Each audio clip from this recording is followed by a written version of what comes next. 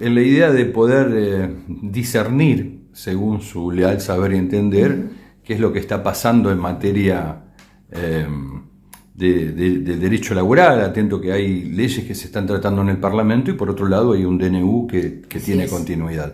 ¿Qué representa para los trabajadores? Primero, que esto esté en vigencia y segundo, que se consolida hacia el futuro. Bueno, gran pregunta, porque primero hay que discriminar. Tenemos el decreto de necesidad de urgencia dictado el 21 de diciembre del año pasado, el famoso decreto 70 del 2023, en cuyo capítulo 4 se desregulaba, precarizaba y la verdad pulverizaba derechos laborales de índole individual, pero también gremial, sindical o colectivo. Ese capítulo 4 actualmente está suspendido por la Justicia Nacional del Trabajo y por la representatividad que tiene la CGT, que fue quien inició esta acción de amparo con medida cautelar. Esa suspensión aplica a todos los trabajadores y trabajadoras, estén o no estén afiliados, estén o no estén registrados o tengan cualquier tipo de vinculación contractual fraudulenta. ¿A qué me refiero con esto? Por ejemplo, aquel trabajador que lo compelen a facturar o que tiene un contrato de locación de servicios pero en realidad es un trabajador dependiente, en fin. A todos ellos se les aplica la suspensión, pero hoy actualmente está para ser tratado en el Senado con la aprobación de diputados lo que se llama la mini ley de bases o la ley de bases reducida. En esa ley también hay un profundo retroceso en materia de derechos laborales individuales, aunque se cuidaron más de afectar derechos gremiales o colectivos, ¿sí? ¿Qué implican estas reformas? Primero, una violación constitucional, esto hay que decirlo con todas las letras, no es una cuestión antojadiza mía, lo dicen juristas de diversos aspectos o espectro político. Viola el artículo 14 bis de la Constitución Nacional, viola el principio de progresividad y de justicia social, que está en el artículo 75, inciso 19 y 23 de la Constitución Nacional. La misma Corte Interamericana de Derechos Humanos dice: si no se puede aumentar derechos, lo que no tiene que suceder es que no se pueden destruir derechos. Es decir, el estándar mínimo de la progresividad en la adquisición del derecho es la irregresividad. Ahora, específicamente, si esto se consolida al futuro, ¿qué puede pasar? Que era su pregunta. Bueno, que el derecho del trabajo no exista más en los hechos, ¿no? En la protección que establece el famoso principio protectorio, y nos retrotraigamos a los que pretenden nuestra gestión al siglo XIX, sin derechos laborales, sin ningún tipo de limitación al capital, desde ya sin derechos las mujeres. ¿Por qué? Porque no sé si querés que te mencione alguna de las reformas de esta mini ley de bases. Primero, flexibilizan, o mejor dicho, precarizan el ingreso al contrato de trabajo, que es la manera que vos tenés protección. ¿Cómo? Bueno, te dicen que en vez de estar 3 meses en periodo de prueba en un contrato por tiempo indeterminado, vas a estar 1 año. ¿Cuál es la finalidad o la naturaleza jurídica del periodo de prueba? Bueno, es probar que ese trabajador o esa trabajadora sea idóneo para un puesto de trabajo. Héctor Recalde tiene una frase que es risueña, pero es cierta, y dice: si un empleador necesita 1 año para probar que un trabajador sirve para un puesto de trabajo, el que no sirve es el empleador. Recordemos que el periodo de prueba se implementó en los famosos años 90. Es un periodo dentro de un contrato de trabajo por tiempo indeterminado. Es decir, si vos estás sin registrar o tenés un contrato de temporada o eventual, no hay periodo de prueba ahí, ¿sí? Esto es importantísimo destacarlo. Bueno, dan la posibilidad que se extienda a 1 año, o sea que vas a tardar un montón de tiempo en tener derechos laborales estables, ¿sí? ¿Por qué? Porque en ese año el empleador te puede despedir sin expresar ninguna causa y sin ningún tipo de indemnización. Y hacer jugar en ese puesto de periodo de prueba el ingreso y egreso de un montón de trabajadores. Pero ¿qué otra cosa más pasa? A través de convenios colectivos, negociación colectiva, se puede establecer el famoso fondo de cese laboral, o lo que Teddy Karaosian, el empresario textil, llamó la mochila argentina, y que es una especie de AFJP para el despido sin causa. Este artículo 14 bis de la Constitución Nacional protege contra el despido arbitrario. ¿Pero cuál es el despido arbitrario? El despido arbitrario es el que efectúa el empleador sin ningún tipo de causa, el famoso prescindo de sus servicios a partir del día de la fecha. Cualquier contrato, un contrato de locación, cualquier contrato, para terminarlo uno tiene que expresar una causa, un motivo. En este caso, la única protección contra el despido sin causa es el pago de una indemnización. Y si hay indemnización es porque hay un daño. ¿Cuál es el daño ante el despido sin causa? Segregarte de la empresa sin ningún motivo y privarte de tu medio de sustento mensual o con la periodicidad que sea. Entonces, a través de este fondo de cese laboral se incrementan los costos laborales o lo que llaman costos laborales. ¿Por qué? Porque el empleador que no quiere despedir sin causa va a tener que pagar una prima mensual de aproximadamente un 8% de la remuneración por ese empleador que sí quiere despedir, sin saber quién va a manejar esa caja. Entonces se destruye la protección contra el despido arbitrario, no hay ningún efecto disuasivo para que el trabajador no sea despedido, pero esto de la mano de otra modificación de la mini ley de bases. Se elimina y se derogan todas y cada una de las multas y los agravamientos indemnizatorios por no registrar una relación laboral o estar en negro sin documentar. Es decir, que esté registrado o no esté registrados, da igual. Por el contrario, se ayuda al empleador que no registró la relación laboral o que no pagó los aportes porque se extingue la acción penal. Entonces, no hay sanciones para el que no registra, pueden despedir trabajadores, como decía Miguel Ponte, el ex secretario de Empleo de Macri, que va a ser como comer o descomer personas. Tardas un montón de tiempo a tener protección, pero hay una frutillita del postre.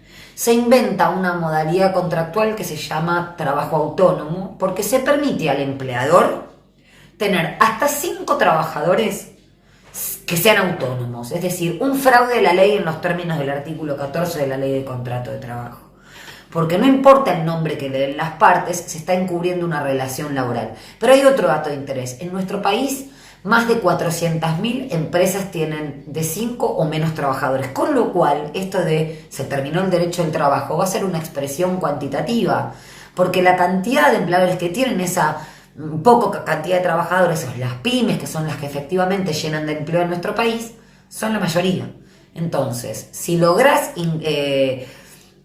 que te registren, si lográs pasar el año el periodo de prueba o si lográs pertenecer a una empresa más de 5 trabajadores, va a ser un verdadero privilegio. En eso quieren convertir el derecho del trabajo. No en un derecho, sino en un privilegio.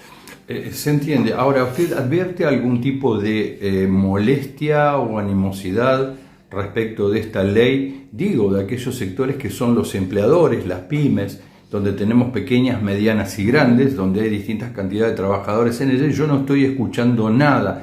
Evidentemente se están ajustando de alguna manera a esta suerte de administración de la pobreza y de la quita o el saqueo de derechos. Que usted advierte que tienen proyecto, no tienen proyecto, o se mueven de acuerdo como el viento los inclina. No, yo creo que el pequeño y mediano empleador, ante un régimen de apertura indiscriminada de las importaciones, está tratando de subsistir. No nos olvidemos que el mercado interno en la Argentina representa casi un 70%. Si el salario viene en franca detracción, si se está despidiendo gente, la gente no puede consumir ni siquiera alimentos, con lo que ha aumentado. Hemos tenido guarismos de caída de la actividad industrial a registros de la pandemia, un 20% interanual la actividad metalúrgica, un 20 y pico % de la actividad automotriz, bueno. 40 la boca, sí. Claramente la boca, tremendo, ¿no? Por eso, entonces, yo creo que ese pequeño y mediano empresario está intentando ver cómo soporta la estructura de costos de la dolarización de las tarifas, cómo hace para pilotearla con la falta de consumo. Pero sí he escuchado a empresarios, grandes empresarios, quejarse de la ausencia de representatividad en la Unión Industrial Argentina o en la Asociación Empresarial Argentina. Por ejemplo, el dueño de FATE, Gualuar, está directamente diciendo que este es un proceso de ausencia de industrialización, que no está de acuerdo con la perpetuación de dirigentes en la UIA, que lo que lleva es a destruir la industria, ¿no? Un empresario que realmente está a favor de sus propios intereses, y que el RI o el régimen de inversiones a los grandes, de incentivo a las grandes inversiones, lo que hace es perjudicarlos ellos mismos. Entonces yo creo que empiezan a aparecer estas voces, pero lo que es el pequeño, el mediano empresario está, yo creo que viendo cómo puede subsistir del mismo modo que los trabajadores o los jubilados a esta política económica. Como cambiar el temporal. Exactamente. Sí, ¿falta alguna instancia, usted entiende? De acuerdo, a ver, a alguna experiencia o alguna referencia histórica que seguramente puede que usted tenga respecto de cómo articular distintos sectores para la defensa de la producción y el trabajo? Porque esto va a afectar a todos en realidad. La verdad que yo recuerdo a veces los grandes programas gremiales o sindicales de la falda del año 57 o el 1 de mayo del 68. Si uno lee esos comunicados está leyendo lo que sucede actualmente. Y me parece que lo que existe en el mundo y a nivel local con sus particularidades es una gran ausencia de representatividad de los intereses populares. Y hay también una gran confusión respecto de esto, o pretendida confusión a través de los medios. La verdad que es complejo eso, pero muchas veces o pequeños y medianos empresarios o trabajadores o jubilados se ven representados por proyectos económicos que claramente los va a expulsar. Entonces me parece que lo que falta es restablecer esa representatividad colectiva, porque están los consumidores, los usuarios, los jubilados, los trabajadores, los pequeños y medianos empresarios sufriendo estas consecuencias. Entonces, realmente, o la CGT, o por eso digo, empiezan a aparecer estas voces hasta de grandes empleadores. Las pymes pidieron por favor en el Senado que no se apruebe esta ley bases, porque los perjudica tremendamente con el RIGI. Entonces yo creo que es momento eso de organización y de ver cuáles son las demandas que están perjudicando a todos, como pasó con la movilización universitaria. Eso necesitamos.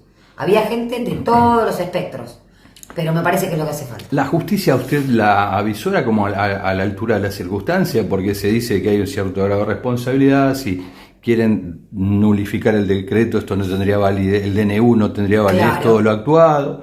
Por otro lado, le están pidiendo, parece ser que hay como un techo y un piso, y que en ese piso, con que vaya anulando capítulos de la ley, va a alcanzar como para tutelar algún derecho o algún beneficio que no sea, en el caso de los trabajadores, se les cercene esa posibilidad. La pregunta es, siendo usted una mujer de leyes, ¿esto no lo sabe la Corte qué es lo que pasa si hace una cosa o la otra? Sí. ¿O acá hay cuestiones para sospechar? Sí, lo sabe perfectamente. Incluso ahora la Corte está mostrando una gran interna entre Lorenzetti por un lado y por otro lado Maqueda, Rosenkrantz y Rosati, por cuestiones de manejo de las secretarías penales, de causas. O sea, la Corte tiene un gran oportunismo político, da mensajes políticos a través de sus fallos o la ausencia de pronunciamiento.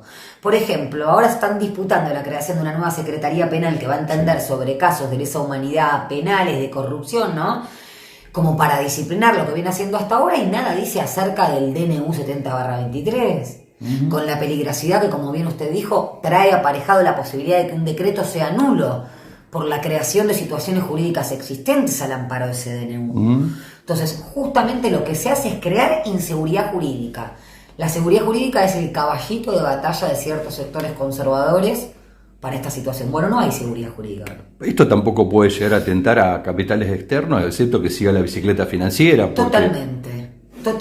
Para la inversión, nada. Creo que lo que se trata es de eso, ¿no? Volvemos a los intereses objetivos. Acá quien está saliendo beneficiado son los capitales extranjeros, eventualmente, con el aprovechamiento de nuestros recursos naturales, y el capital financiero. No así, ni siquiera los grandes representantes del capital productivo a nivel local, monopólicos. Yo creo que es una cuestión de tiempo en ese sentido, pero bueno, tienen un caudal económico que les puede permitir virar y vender, comprar, no es otra cosa. Acá realmente lo que se trata es de la subsistencia argentina como un país productor, industrialista, y volver a lo que tanto apelan, ¿no? La Argentina al centenario, agroexportadora, vendedora de materias primas, con una economía sin valor agregado y con el 70% de la población que sobre. Laura Richardson, cuando se la escucha hablar, parece George Canning. Claro. Y bueno, teníamos una calle que era Canning, ¿no? Ahora se llama Scalabrini Inertismo. Parece que ahí también está el punto, reivindicar la historia nacional. Es que lo dicen abiertamente, qué es lo que necesitan. Hablan del litio, el triángulo del litio o el petróleo. O sea, tenemos reservas de gas natural, tenemos reservas de petróleo. Lo importante que va a ser ahora con la modificación del medio ambiente o el litio para las baterías. O sea, no hace falta ser una persona muy inteligente para advertir por qué vienen por nuestros recursos naturales y cuál va a ser la prenda común de los acreedores, como decimos nosotros los abogados. La prenda común de los acreedores va a ser nuestra soberanía, nuestro suelo Y bueno, ¿cómo puede ser que en un país lleno de posibilidad de alimentación la gente se esté muriendo de hambre? O no tenga trabajo. Y la última la libero, doctor. Sí, por favor. A ver, me asiste la preocupación en este sentido como para poder interpretar desde el punto de vista jurídico qué es lo que sucede, porque si bien hay un grupo de sindicatos que ha hecho una denuncia, estoy hablando específicamente de la CTA Autónoma, Sí. ATE, que impulsan un juicio contra aquellos legisladores que votaron a favor de la ley bases en diputado. Sin embargo, la pregunta es, usted nos menciona que hay puntos de esas leyes que se han votado que son anticonstitucionales. La Corte aún no se ha pronunciado, a pesar de que uno dice, bueno, hay una media sanción de esa ley. No obstante, uno a veces piensa y dice, bueno, pero habría una inminencia de lesión de derechos si esto se concretara o se materializara en el Senado. ¿Por qué no intervenir ahora, si sabemos que vamos a terminar en ese final poco feliz? No sé si la pregunta es, ¿qué sanciones son punibles los diputados que están haciendo una ley que contradice la Constitución abiertamente, o qué grado de validez puede tener una norma que, sabiendo que atenta contra la ley madre o la ley, de la pirámide constitucional que está allá arriba, sin embargo deciden ir adelante con esta actitud? Y les caben las acciones legales propias de ser un funcionario público, la posibilidad de un desafuero. Porque no es una convención constituyente esto. Claro, lo que pasa es que es una reforma material de la Constitución Nacional, claro, en síntesis. Pero a mí me preocupa seriamente el proceso de la judicialización de la política. No porque acá no exista un verdadero incumplimiento, como lo dice usted, sino porque se terminan dirimiendo las cuestiones políticas en los tribunales, y eso empodera a una suerte de protopoder del Estado, como es el Poder Judicial y en su cabeza la Corte Suprema, para estas circunstancias. Yo creo que ya hemos banalizado, hay una denuncia acá, hay una denuncia allá. Entonces creo que esto se recupera con más política, con mucha más política, y por supuesto con un Poder Judicial que en este caso sí. Por ejemplo, fíjese que la Corte Suprema de Justicia no tiene a nivel legal un plazo para dictar sentencia. Esto hace que tenga 60.000 causas sin resolver, y bueno, lo hemos visto con la responsabilidad civil empresarial en la última dictadura, con Blaquier, murió con lo que se conoce como la impunidad biológica. Entonces, creo que tiene que haber una fuerte interpelación popular, y cuando digo popular no digo ningún sesgo político, un poder del Estado que no tiene ningún tipo de auditoría directa o escrutinio por parte del pueblo directa, ni tampoco ningún tipo de sanción, ¿no? El Poder Judicial, la Corte Suprema, para que así, cuando exista un pedido de juicio político o eventualmente lleguen a última instancia a dirimirse las cuestiones judiciales, tengan por lo menos la certeza de que está el pueblo atrás mirándolos. Bien, la última, ¿qué nos queda a los trabajadores en el caso supuesto hipotético que la ley, que ya tiene media sanción en diputados, pase al Senado? Nosotros creemos que no, los periodistas, pero bueno, si se queda que lo promulgue el presidente. Claro. ¿Qué herramientas tenemos los trabajadores para defendernos de ese adefesio? Bueno, la calle, yo digo primero. Primero salen en senadores y tiene que volver, creo que a diputados por las modificaciones. Sí, claro. Pero supongamos que lo promulga y esto sale como ley. Pasó con la ley Banelco, ¿no? Yo estudiaba con la ley Banelco, estaba estudiando Derecho al Trabajo, justo. Es una ley que después se modificó en el año 2004. Pero creo que lo que fue el escándalo, la movilización y la resistencia. Lamentablemente, en momentos como estos, pasar a la acción positiva es una acción política, pero fundamentalmente la resistencia lo es. No olvidar los derechos conquistados, porque en este caso lo que va a suceder es perder derechos conquistados de hace un siglo esta parte. Si usted se pone a pensar que la Organización Internacional del Trabajo se creó en 1919 y las vacaciones pagas, el aguinaldo, vienen de 70, 80 años atrás y se fueron consolidando otros derechos, bueno, ¿por qué perderlos? ¿Quién está ganando con la pérdida de nuestros derechos? Y se instala el discurso de si el derecho al trabajo o el tomar a un trabajador tiene menos costo, va a haber más trabajo. Ya lo vivimos en los años 90, se hicieron estas mismas regulaciones o desregulaciones o regulaciones a favor del capital, y pasamos del año 1989 un 6% de desempleo, en 1995 ya teníamos 12%, y ni que hablar en el 2001. Entonces no resultó. ¿Por qué? Porque las leyes laborales no crean ni destruyen empleo. Lo que cree destruye empleo es la política económica. Tal vez habría que pensar de que en ese momento estaba el MTA con otra actitud, Claramente. con otro gesto. Claramente. Había diputados y senadores que a lo mejor no compartían de que Punta Cuarto haga lo que haga. Exacto. Y a lo mejor también hasta había otros jueces. Pero, digo... Yo creo que ahí lo que hizo tronar la voz del escarmiento fue justamente una demanda común. Yo recuerdo en ese momento, yo lo recuerdo ahí en persona, quienes eran titulares de cajas de ahorro, los ahorristas, que uno se daba cuenta del nivel económico que tenían, o como siempre uno dice, venían de Recoleta, tirando piedras a la corte, del mismo modo que los trabajadores y trabajadoras que habían sido durante años perjudicados por esa corte antisindical. Entonces, creo que eso es lo que está pasando ahora. Vamos a llegar a un hartazgo en donde todo fantástico hasta que la mayoría de la gente no pueda comer. Ya tenemos no provisión de alimentos en los comedores, ya tenemos falta de medicamentos. Entonces, creo que lamentablemente no sé si esto termina bien. Además de la calle, dijimos la calle y nos desviamos con una suerte de disquisiciones vinculadas con el tema. Desde el punto de vista jurídico, ¿igual hay herramientas a la mano como para poder discutir esto? Sí, por supuesto. La misma Constitución da la posibilidad de realizar acción de amparos, que son las acciones para proteger derechos constitucionales, pero también ocurrir incluso a instancias internacionales, porque la Argentina tiene una responsabilidad internacional por los tratados que hay internacionales que contienen los mismos derechos o más que los que tiene la Constitución Nacional, y el Estado incurre en responsabilidad internacional si no lo cumple. Sobre esto me preocupa, y es cierto, es una herramienta tal vez aprovechable por aquellos que quieren hacer valer sus derechos. Lo que sí me preocupa es que hay algunos sectores a quienes incluso hasta se han deslizado de algún lugar del sindicalismo, que qué mejor que la reforma y tener esta posibilidad de construir su propio fondo autoindemnizatorio, porque si iríamos a juicio tal vez cobraríamos en 4, 5 años y 6, y en este caso me voy cuando quiero y me lo llevo. Es un tanto endeble el planteo, pero parece ser que en este momento, en este contexto de desesperación, es la solución inmediata. ¿Qué tiene de traicionero esto? Lo mismo que pasó con las FJP, por eso digo, ¿no? Es una caja que en definitiva va a manejar el capital financiero, y por otra parte la protección y la estabilidad y la seguridad jurídica de ese laburante. Cuando se quiere ir un trabajador, renuncia, ¿no? Ahora, cuando lo quieren ir, ¿no?, dándole una apariencia de legalidad, puede suceder esto que está pasando con el fondo de cese. Es pan para hoy, hambre para mañana.